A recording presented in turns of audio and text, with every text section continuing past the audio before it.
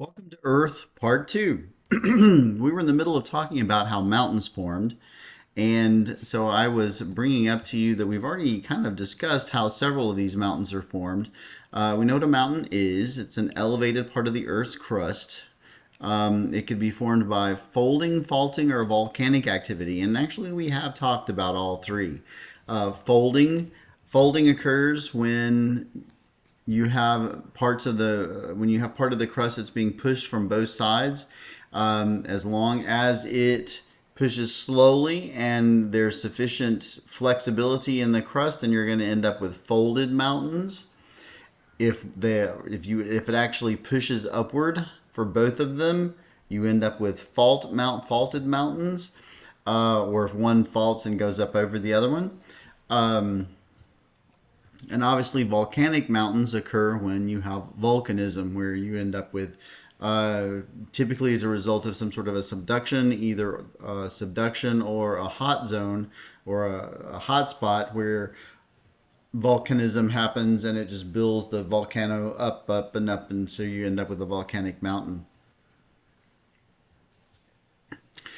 Typically, folded mountains are domed, so you have broad arching folds. We see these kinds of mountains typically on this side of on the eastern coast of the country.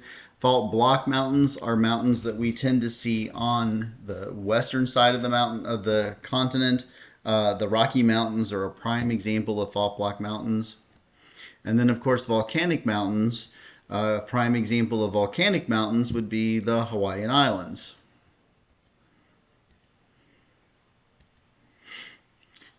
All right, so that brings us to rocks. Now, I know that this is a lot, and essentially we're covering a whole year of Earth science in one lecture, or one series of lectures here. So, rocks. Typically, rocks and minerals would be taught, and minerals would be taught first. Minerals are pure substances. We see minerals, the solid minerals, particularly the ones that we would see. A lot of them are the things that you see on the periodic table. There are others, but those are pure substances. Whenever you get a rock tends to be multiple minerals together in some sort of a conglomerate. So if you want to think about it this way, and you know what a Hershey chocolate kiss is, it's just plain chocolate. That's a mineral. But if we think like a crackle bar or a Rice Krispie treat, then you've got multiple things that are there together, and that's a rock. So rocks are aggregation of one or more minerals that are together. Minerals combine physically to make rocks. Um, Typically, we've got a lot of silicate, and think back to what we said a little while ago, that silicate, which is made of silicon and oxygen, the oxygen is the most abundant element in Earth's crust. Rocks, the way that we classify rocks, now think back to the way that we classified animals. We classified animals based on all this long list of their genetics and phylogeny and whatnot like that. Well, we classify rocks based on how they were formed. We classify rocks based on how they were formed. And rocks can either be igneous, sedimentary, or metamorphic. Igneous rocks are formed from magma. Magma is molten rock. If it's magma, then it's molten rock that's below the surface. We call it lava if it's molten rock above the surface of the earth. All rocks at some point in time are igneous.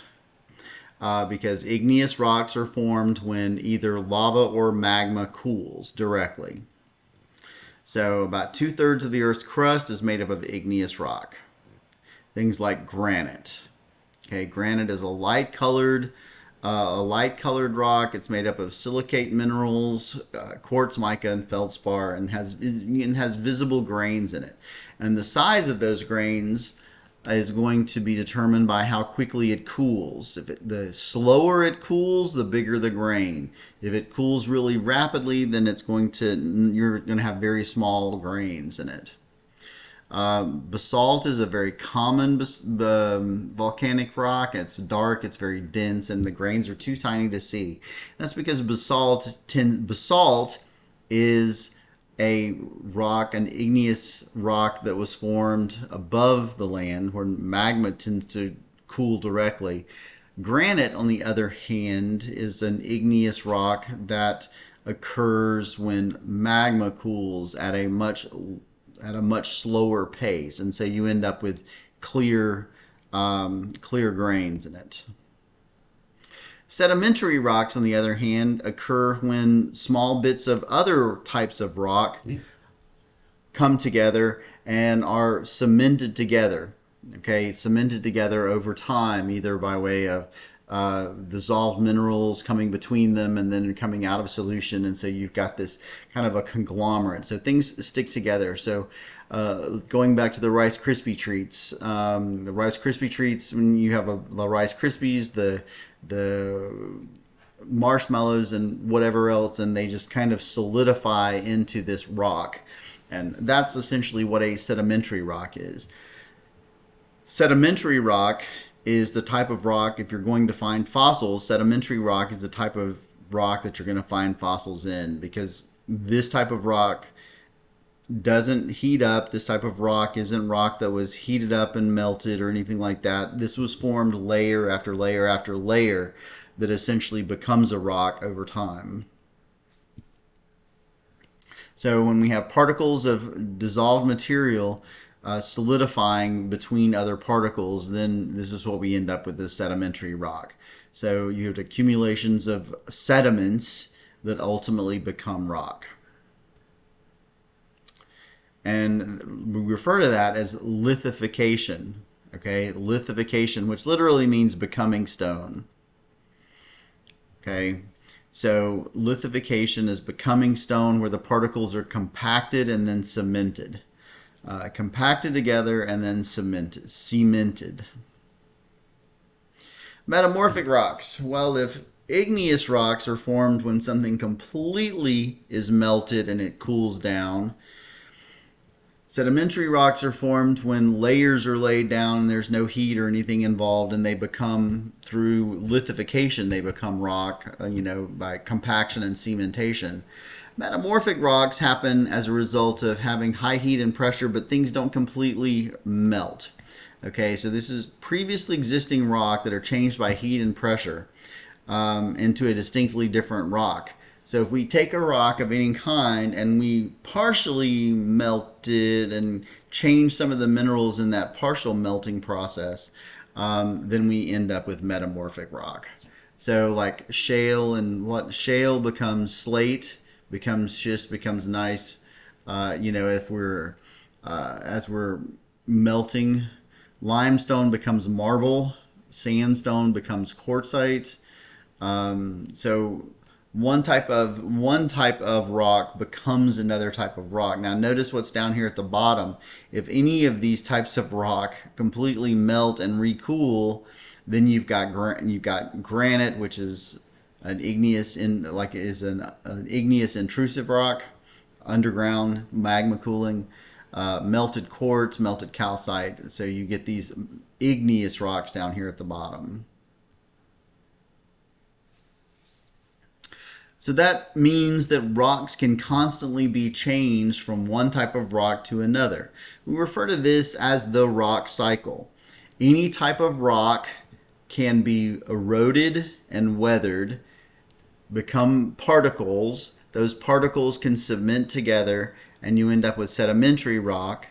The sedimentary rock can be partially melted and put under a great deal of pressure and become a metamorphic rock, and if it's completely melted, then it becomes an igneous rock. So you could go from any one of these types of rocks to any of the other types of rocks by way of weathering, pressure, and heat. And so you're going to end up with the rock cycle. Okay, so any type of rock can essentially become any other type of rock. An igneous rock can completely melt and become another type of igneous rock. A metamorphic rock can melt and become a completely different igneous rock. Metamorphic rock can be put under pressure and partial melting and become another metamorphic rock. So rocks are transformed into new types of rocks by Earth's interior and exterior processes. Okay, so the moving continents, volcanism, the pressure, all of these things will play a factor in rocks becoming other types of rocks. And this is the rock cycle. So if rocks are conglomerations of minerals, what are minerals? Minerals are naturally occurring solid elements or compounds with a constant chemical structure and a crystalline structure. They're not synthetic, and they have to have a repeating pattern. For instance, halite, which is sodium chloride. We have a constant repeating pattern in their crystalline structure. And we talked about this a little bit when we were talking about ionic bonding. All right, fossils. Who remembers, what did I say a little while ago in this same lecture about what type of rock we would find fossils in? Hopefully you remember. That would be sedimentary rock. Fossils are any type of evidence of former life. This could include the actual or altered remains of plants and animals. This could include imprints, such as either a footprint or the imprint of a leaf or droppings from an animal. So these are fossils. Okay. Knowledge of rocks containing fossils can provide clues to their origin. If we know that sedimentary rocks are the only rocks where we're going to find fossils, and we can determine the age of those sedimentary rocks, we can determine the age of the fossils. This is an insect that is trapped in amber. Amber is what happens to tree sap when it lithifies.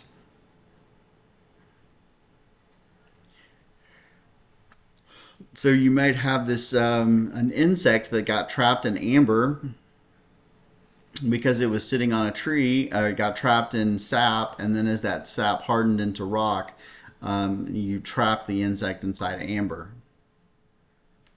So preserved whole organisms, you might be able to protect by freezing or entombing.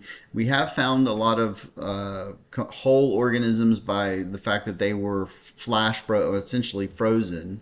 And so that allows us to find that. Hard parts are more easily preserved. Anything that's got a great deal of calcium carbonate, or calcium, it's calcified, things like bone, shells, which are calcium carbonate, exoskeletons, spores, these sorts of things will be preserved before soft tissue is.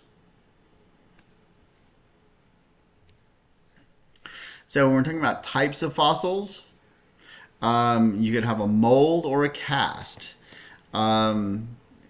If, for instance, if we have a shell that's buried and then the shell is dissolved and you end up with a space, if then inside that space you end up with other minerals filling that space, the space was a mold, and then when minerals filled up that void, to make essentially a cast of the model of whatever was in it, then that's referred to as a cast.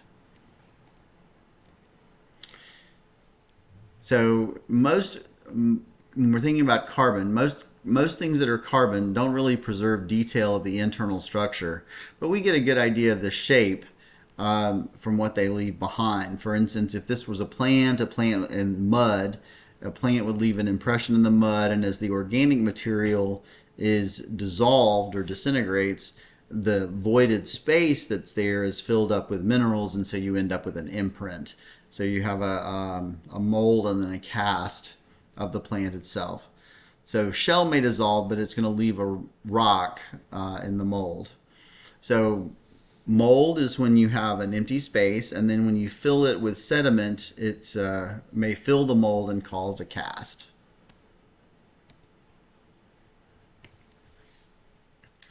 You could have petrified fossils, which are formed when you've got modification of the initial tissues by mineralization. Literally, minerals take over all of the spots where the organic material was, and that's called petrification, which is mineralizing. Petrified wood is a good example of this. You could have fossils that are not remains, things like tunnels or nests or dung or footprints. Fossilized dung, by the way, is called a coprolite.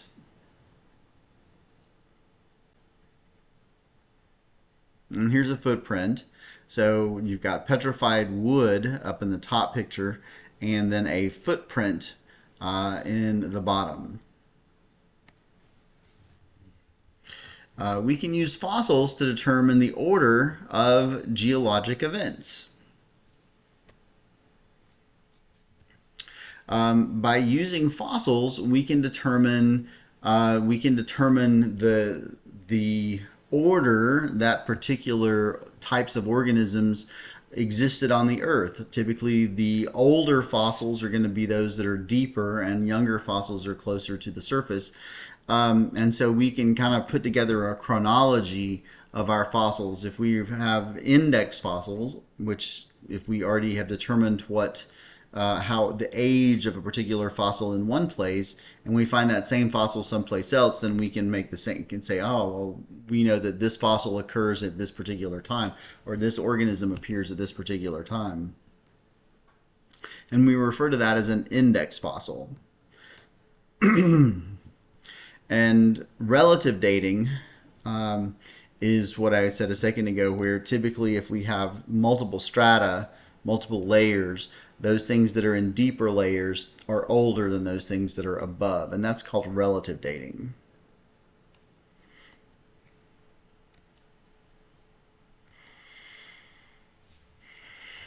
So if we take a look at this diagram, for instance, if we know that we've got two outcrops that are separated by a long distance with no exposed rock in between, if we know that a particular fossil is contained in one side, then we can pretty much figure out that it's over here and kind of put together the timelines.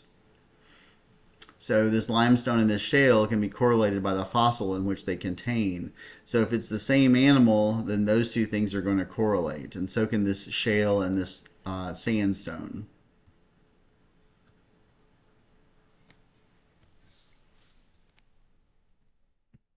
All right, before I start to talk about eras of geologic time, I'm going to bring this part to a close.